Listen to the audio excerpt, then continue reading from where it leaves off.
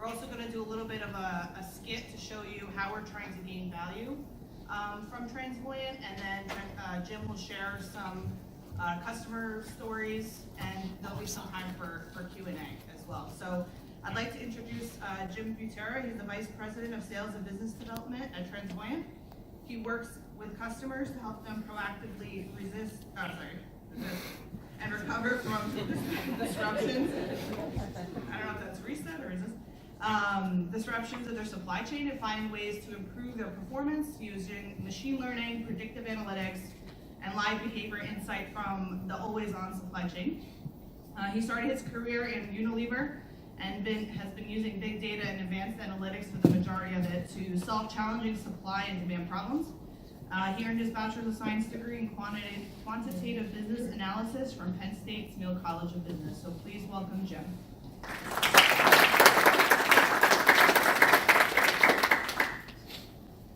Thank you, everyone. Appreciate you joining. I'm going to start off with a brief video, setting a backdrop. Rent a door. You want these goods, you want them now. Outages, weather delays, and traffic accidents caused by sun raids, border crossings, road construction, these massive big data streams. We deliver predictive insights that keep supply chains from falling apart at the seams.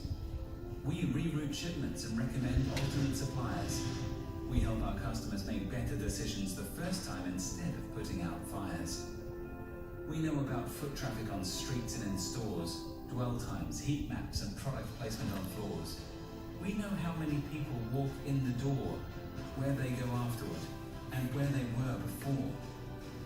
We help companies shape demand to supply and supply to demand. We are the real-time data in big data analytics. We are precise and predictive. Some even call us clairvoyant. And while that moniker is nice, you can call us Transvoyant. Yes, that name will suffice. How we came to be and begin to work with Johnson & Johnson. As Gabby said, I lead sales and biz dev for the organization. I've been here going on 3 years. I'm joined by my colleagues, David Panitz, who heads up our delivery and customer success part of the organization, and here Dennis Grofkos with President George W. Bush. And the picture above is a handwritten note from President Obama to Dennis. Back in and around 2002, post 9/11, Dennis was responsible for, one of the individuals responsible for helping to stand up the Department of Homeland Security. And it was in these early days that Dennis began to formulate the idea of what would become Transvoyant, and how some of the ideas and the data they were collecting and the analytics they were applying way back then could be applied to the commercial space and for supply chain and transportation logistics related use cases. When they were doing this work back in 2002, the only way this would scale was with hardware, and very expensive hardware at that. The advent of cloud computing, in particular Amazon Web Services, which we use, will be multi-cloud probably by the end of this year, working with one of the other large cloud service providers. Took that impediment away, and then it became much easier and more cost-effective to scale out and scale up the data required to do the types of predictive insights and analytics that we're performing for your organization. Fleischer, he's our chairman and one of our largest investors. Together, they pulled together a number of companies which ultimately became Transvoyant. We were founded in 2012 and began taking what we were doing for our government customers. You see some of the badges there, and pointing it toward the commercial markets, starting with companies like IBM and Brooks and Gap, purely around tracking and tracing freight and predicting its time of arrival. To include the entire supply chain. And then visibility between the nodes and through the nodes for some of the folks like yourself. So we began our journey with you in late 2016 and began. Just a little background on the work we're doing with you. We began working with the JnJ organization in the GLAC part of the organization, watching interregional moves across all 3 business units for ocean and air. Alex, Katrina, Rishi, Benita, all were part of the work that we began back in 2016. And as you can see, the targeted benefits are quite big, and this is pretty typical across our customers, as is the commitment to understanding the behavior of lead time and the variance thereof, and the commitment to trying to reduce that to wring out values like inventory.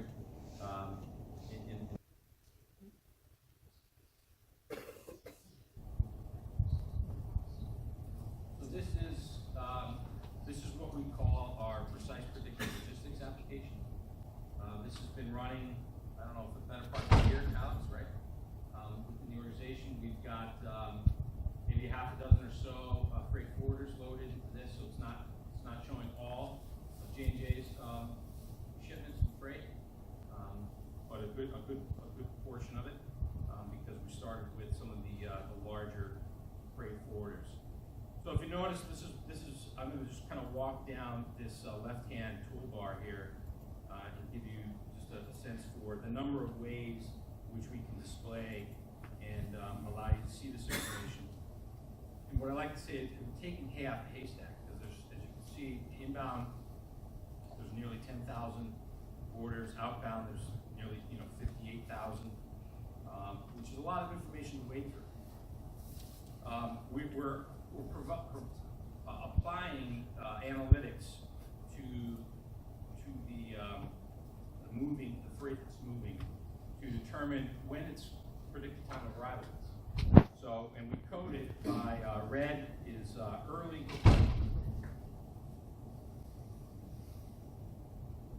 Color scheme, that should be yellow.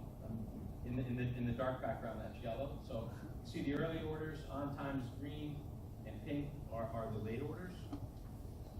And then in the main pane here, you see the milestones in which we're tracking.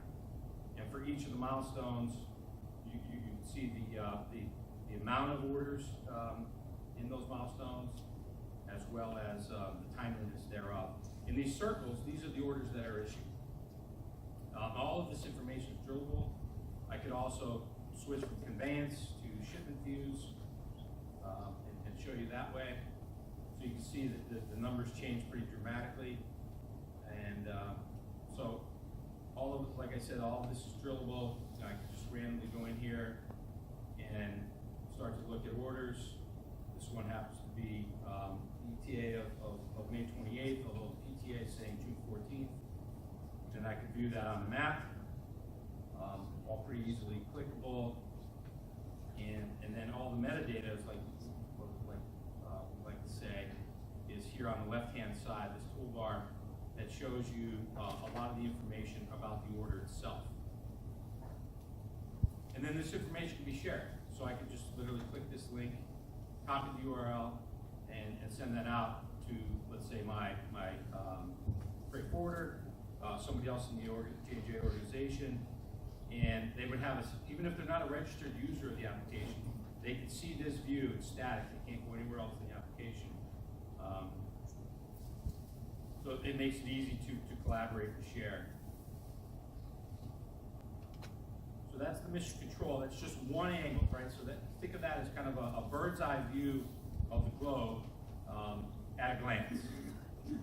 A lot of the day-to-day users, particularly folks here in the RTO part of the organization, as well as the EMs in the interregional, spend a lot of time in this section of the application. This is called the issues area. And each of these tiles are displaying orders that are at issue for the various rules and conditions that we've applied to that streaming information. So we've got the global transportation, we've got at node, we've got on route, and at final transfer, and the regional transportation inbound. We're going to show a demo later, skit, if you will, of some orders actually on the move, and how the system support that day-to-day operation. And again, all of this information is drillable. And again, I'm kind of just randomly clicking in, and you can drill right down to the actual order. There's the live ping, kind of telling you where the order's at. This one looks like it might be at its destination. Particularly attractive view when viewing it in a control tower setting. I don't know if I would recommend this view as the day-to-day operational view, but again, I just switch from orders to shipments. This is a great way to illustrate how you kind of take the hay out the haystack. There's a number of filters that can be applied to what you see here on the screen. Again, the green, the yellow, and the red are indicating early, late, or on time. Let me just turn some things on here. Yes. Start.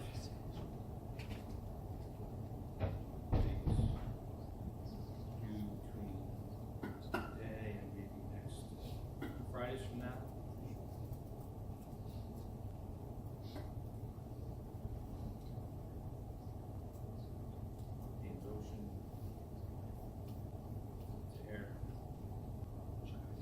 See how easily I can filter this down to where these things are. This happens to be an air order that's already landed at JFK.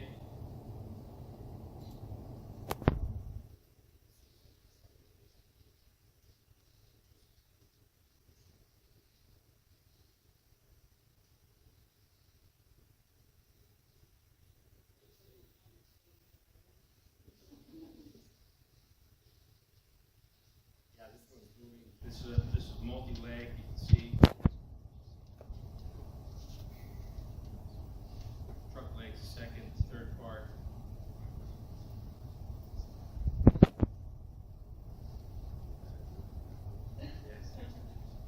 Dots a little bit off of the but you can see how easily it is to kind of navigate. And then, the last view, and also another very popular view is this, we call the list view. So this can be set to the individuals who are using this mode. I can configure my view to that part of the world that's important and pertains to me. User that's setting up for views that are important for my team. I can set them here and easily share them. I think there were some already shared. So it just allows you to easily navigate to what's important.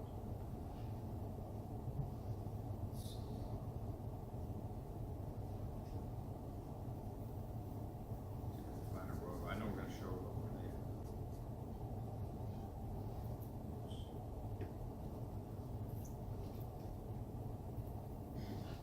What is the scope of transport? Is it all of our shipments in here, or what?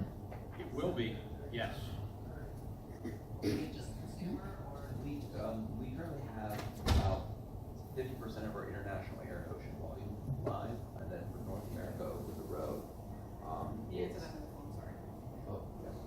Sorry. So for international air and ocean, we have about 50% of our volume live, with plans to have 100% by year end. And then for over the road, it's about half there. But the possibility is, if it's being planned by the TMS for North America, we have potential to additional here, both from an outbound customer and inbound plan. Yeah, so it's whatever scope is in TMS, because it has to feed the load information to Transvoyant, so it won't be full scope, but, outbound consumer, inbound, whoever's on farm, potentially, and MLC outbound. Is it linkable to like the voice data, like in terms of like the voice data, AOL, or?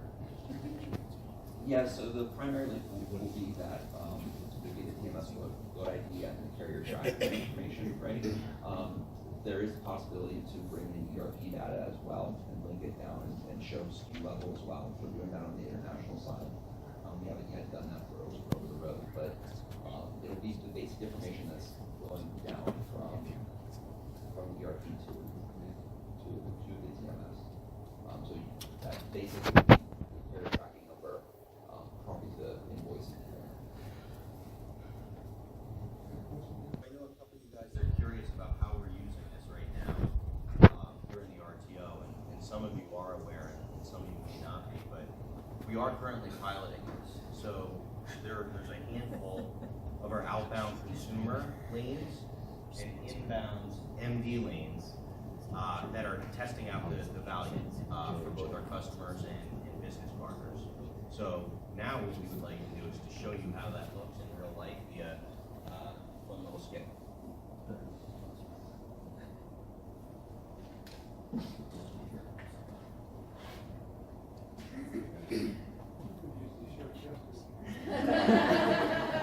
Wait, nobody.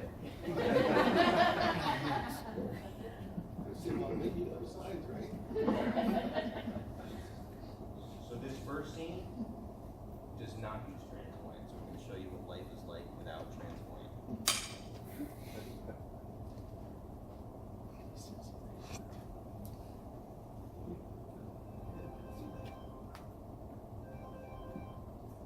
Hello.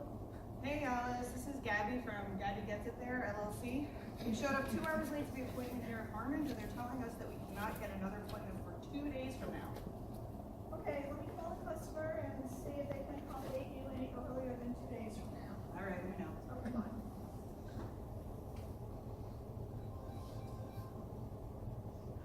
Hello? Hi Harmons, this is Alice from JnJ. Our carrier is telling me that they arrived 2 hours after their appointment. Is there any way that you can accommodate them today? Sorry, Alex, but we're really busy. Best that we can do is reschedule 2 days from now.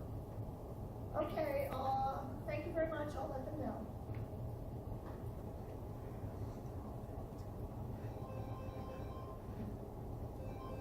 Hi, this is Gabby from Gabby Gets It There. Hi Gabby, this is Alice at JnJ. Harmons docs are busy right now and therefore they cannot accommodate or reschedule your appointment for today. However, they can move it out 2 days from now. Can you please take the load back to Fontana?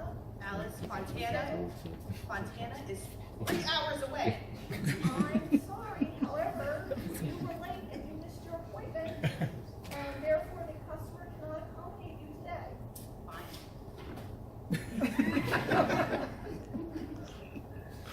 Okay, now let's see what happens when we have Transvoyant.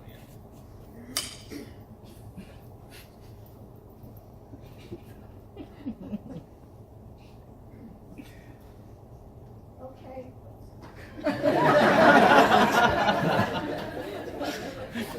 Everything gets more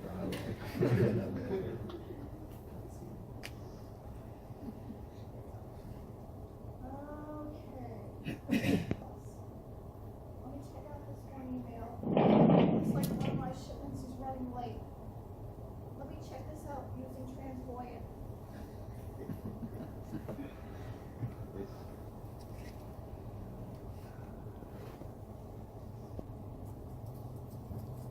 Alright, mine is running late. Hello? Hi Harmons, this is Alice at JnJ. I know we had an appointment today at 1 o'clock. However, our carrier is tracking late. Can we reschedule that for 3 p.m. today? Is there any way you can squeeze them in? Yeah, it looks like it. Yeah, thanks for that time, Alex. Okay, you're welcome. I'll let them know. Thank you. Bye.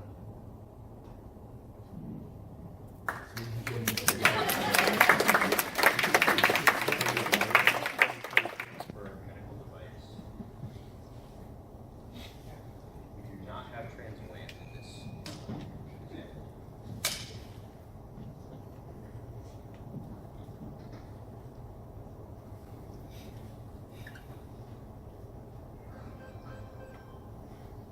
Hello. Hi Mike, this is Samantha speaking. I just got a request from planning to expedite the unloading of shipment number 12345. We need proof of delivery before we begin to unload the transport. Okay, no problem. I'll reach out to the carrier for that proof of delivery. Thank you.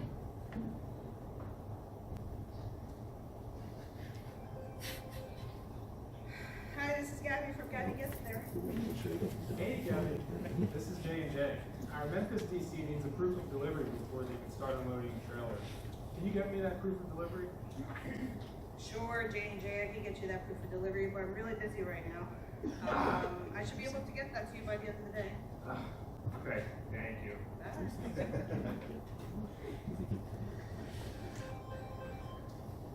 Hello? Hey, Amy. The carrier can't get that proof of delivery to me until the end of the day. Our planning team is going to be upset that they cannot get the trailer unloaded quicker. Have a good one.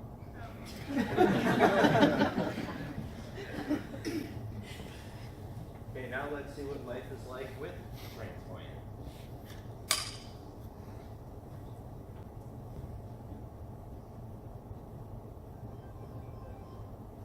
Hello? Hi Mike, this is Memphis DC. I just got a request from planning to expedite the unloading of shipment number 12345. We need proof of delivery before we begin to unload the trailer. Sure thing. Let me just look that up in Transvoyant.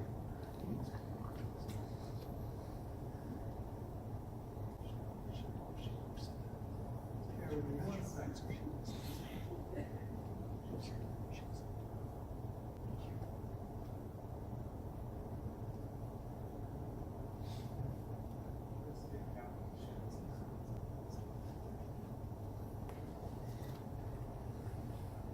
Alright, there it is.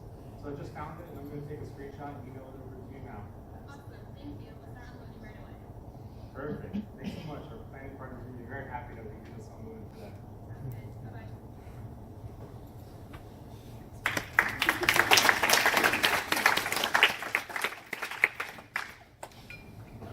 Those were some stories about how J&J here in the RTO is currently using Transvoyant. Now Jim's going to talk to you about some stories of other customers that you are using Transvoyant, as well as their future roadmap, and then we'll give you an opportunity to ask any questions that you have of Jim. Just kind of provide everybody with a sense for, what some of the others we're working with that you saw on that first page. Brooks Running Shoes was one of the earlier customers we've had. You see, transforming the customer experience. They had a difficult situation with their largest customer, which was Dick's Sporting Goods. In the early days of when we began working with them, they could not provide Dick's with an accurate time of arrival, quantity, SKU mix, what have you, due to their inability to see what was moving from the Far East, where the manufacturing is set up, into terminals on the West Coast, and then onto the trucks, and then off to the customer's distribution center. We began working with them.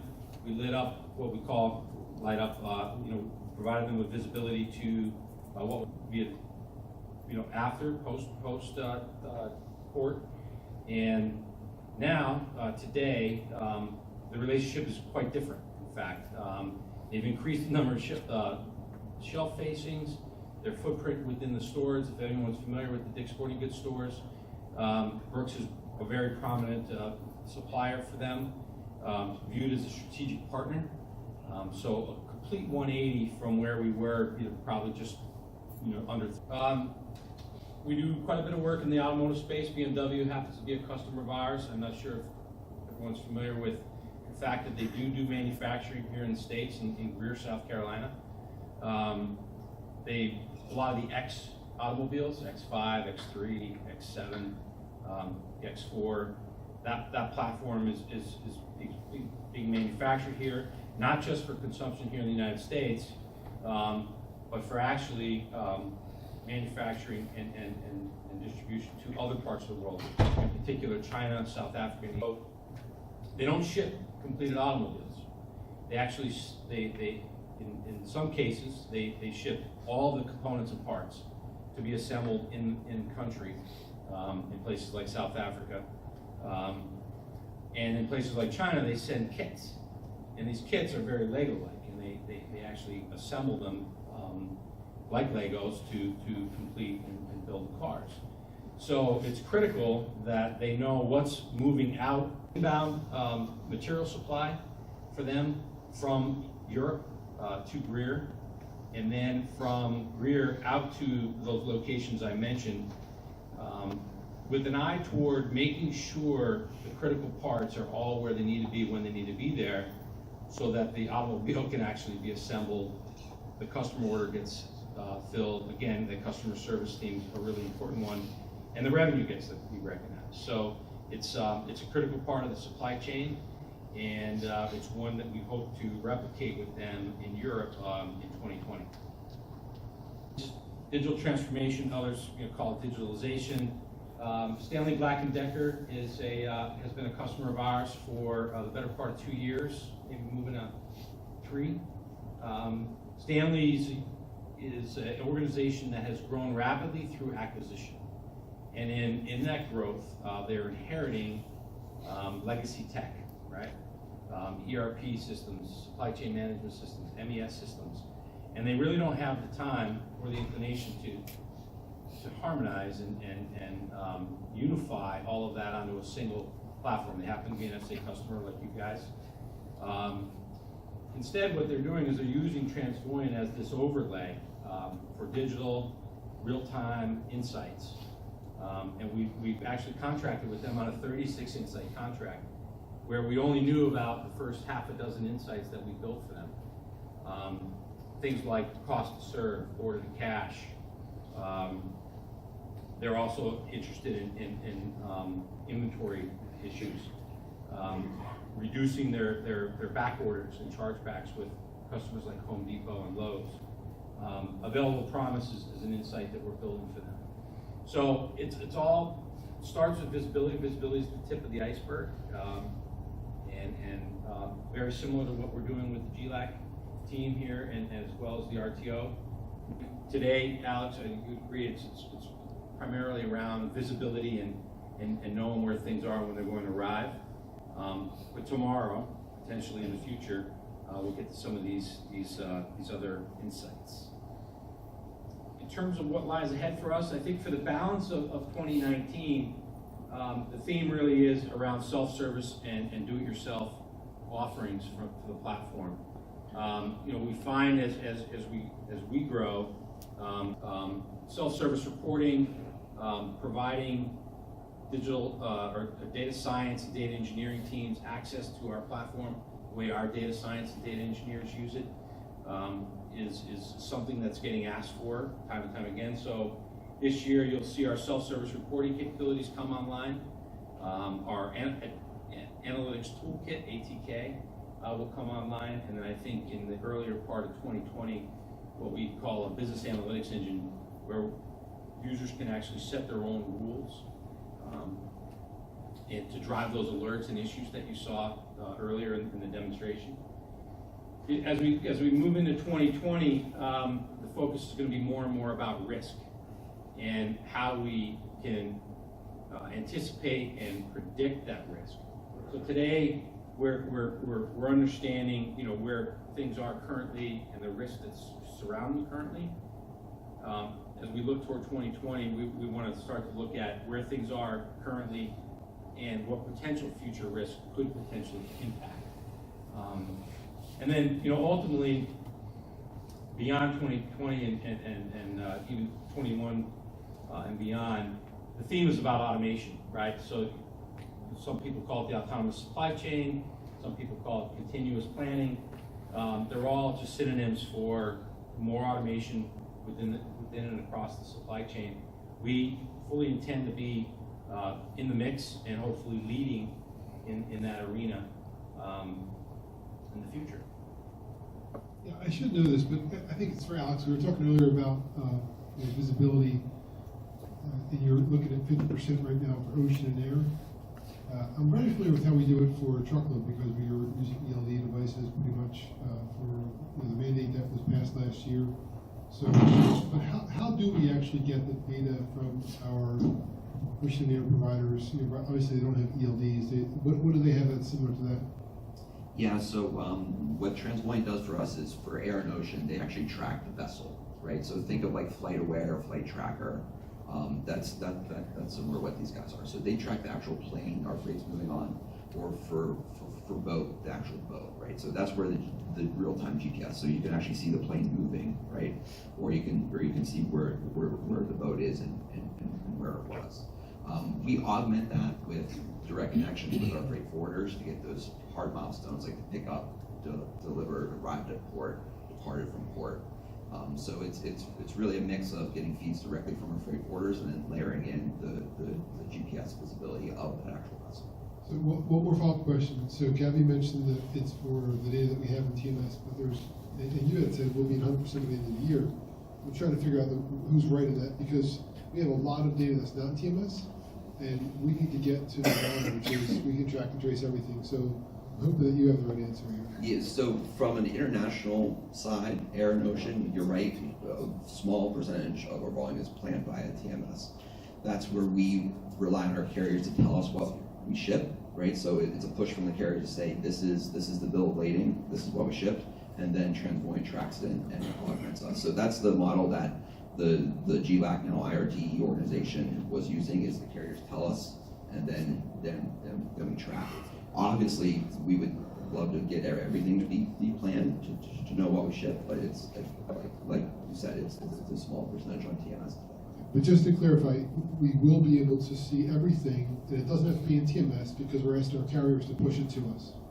For air and ocean, yes. Okay, and that's great, because if we think about use cases, we have challenges with DC, especially consumer DC, what's coming in, what's the slug of containers coming in from ocean.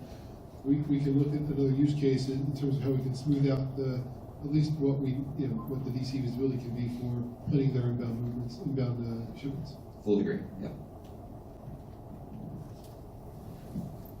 POD example, does Transvoyant generate an actual document, or is it truly just a screenshot, and does that feed back to the carrier, or would we be able to use either the carrier's POD or the Transvoyant screenshot? Yeah, so right now we're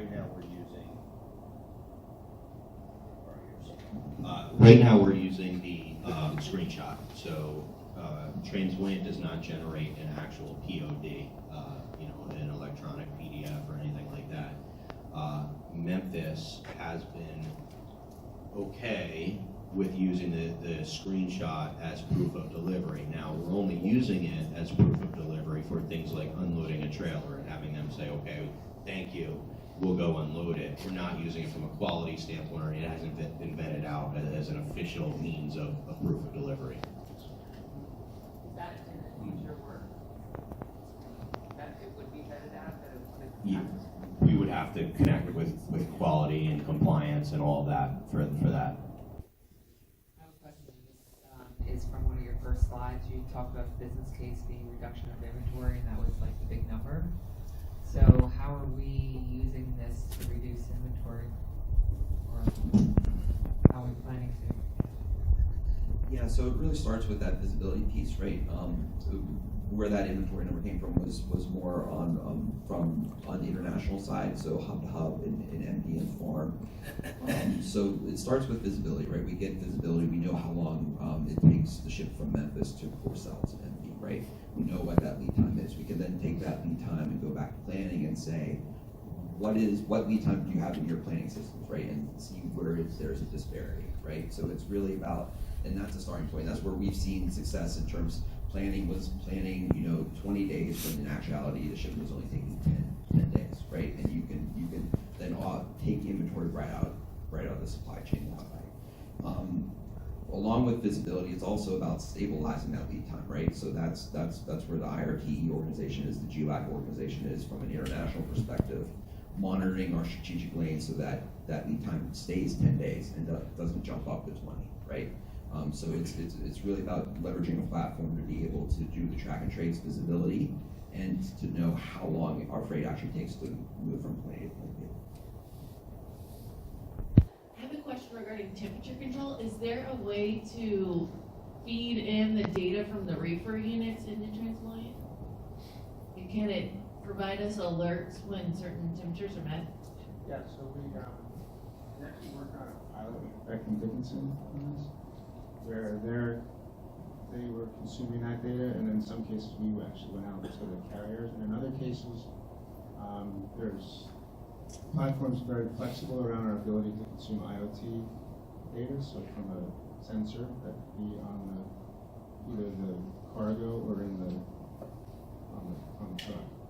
So depending upon, and we could do it across multiple ways, right? So it could come from direct from the carrier, it could come off of an IoT device, and then we can report out against that. And then if you saw that issue, remember that whole issue screen? So then inside of that, there's an alerting capability. So then we go and we call it the 3 E's. So we have this external data, which we have 4 different weather services. So picture a truck moving down or a planned route for a truck. And you're saying, well, it's actually going to hit about 75 degrees, on day 2 of the route. Right? And this particular device or, your consumer goods can't reach, above 65, right? So then well, that requires a reefer truck, right? Or the opposite, right? So one of the use cases we looked at was that we basically said, well, could we save on maybe they're overusing refrigerated trucks, right? At a certain time of the year. We said, well, we see a very smooth, weather pattern, and then say we don't need to, right? So in some cases, I think the use case was about $2,500 a shipment that we saved. So there's the alerting capability and a predictive capability. It's a very long answer to your question. Not for another hour, but. Hi there. I just need clarification on the POD. When you're talking the POD, are you talking an actual signed document that would be electronically uploaded, or are we talking something that would happen automatically because the trailer ended up at the delivery point? So present day or future state? Both? So present day, the only thing that we have as a proof of delivery is using the Transvoyant site that Jim demoed for you, is taking a screenshot of that and saying, okay, it's in the Memphis yard, it's there, right? Future state is what Jim was talking about, is they are looking to get to a more robust POD process, which would satisfy quality and compliance, not speaking with JnJ specifically, but in general, a more robust process. And I'll let Jim speak to how that looks in the future. Well, Dave touched on it. It's really somewhat client dependent. We don't really dictate how it gets done. Really what we do look for is what's the signal, what's the data signal that we can grab and present back to you. So in the McKesson case, it's going to be PDFs. Yeah, so it's encrypted PDF, so it's kind of, you get it 2 different ways. Then at Altria, we're doing just the actual PDF straight out of the carrier. Sorry, so it's, again, the platform has the flexibility to handle it either way. So some carriers provide it through an EDI message, and some carriers provide it through just a signal that we get a direct feed off of their API that comes right out of their portal set. So it's very carrier specific, and we're actually in all these cases bypassing, a typical EDI fashion and just getting right at the data. So we could explore it with the team. It's something that we're seeing across, whether consumer goods or McKesson's using it for courier shipments. It's very important as you know, when they deliver that final quote of your pharma goods up into the 3rd floor of whatever hospital, they want to see that it's actually been delivered and in the state that it was promised, right? And then they want to actually see that document.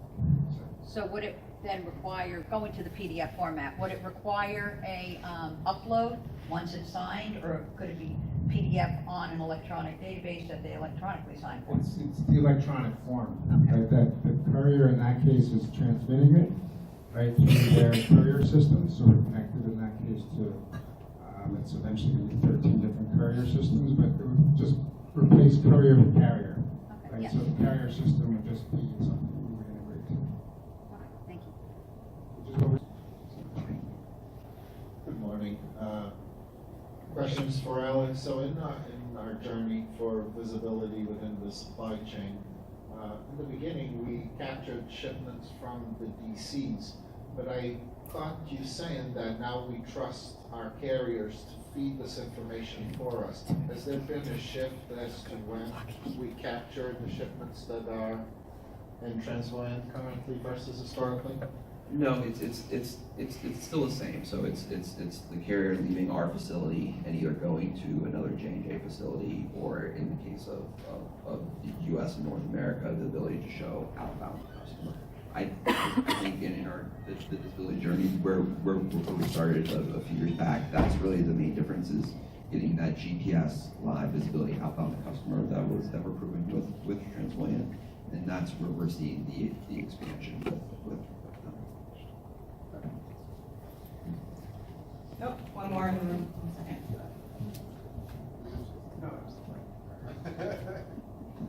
Yeah, just one last comment. I think this is great. Thank you very much for being here. This is exciting. Right? We know this is the future. GPS visibility is just the beginning. I think we don't even know what use cases are out there. We're going to figure that out, I think, as you go on this journey with others. So we need you to share what other customers are doing, continue to share what other customers are doing. Some of our early work with the outbound consumer group, it doesn't really apply, right? It's not going to save us from, or help us to decide when to use a pre-buy, or save us from meeting our month-end targets. I'm looking at Franco over there. But, and we think about our biggest customers, right? Like the Walmarts and Targets who allow for drops. I love the skit where we talk about, like, Harmon, or was it Carmen? Did we protect the innocent and the teens and the Yeah. So they are very difficult, right? If you miss an appointment, you come back another day, you're not going to get in today. And maybe some more of the exception-based issues that this will help us with. And so we all need to think about what the use of this information can really do to transform the experience with our customers. And also, we haven't even tapped into what this can do for manufacturing. Right? We've been focused on a lot of our distribution centers because we are deliver, but we supply information. I love George's line was we deliver goods and we deliver information. This can help us with our inbound to manufacturing.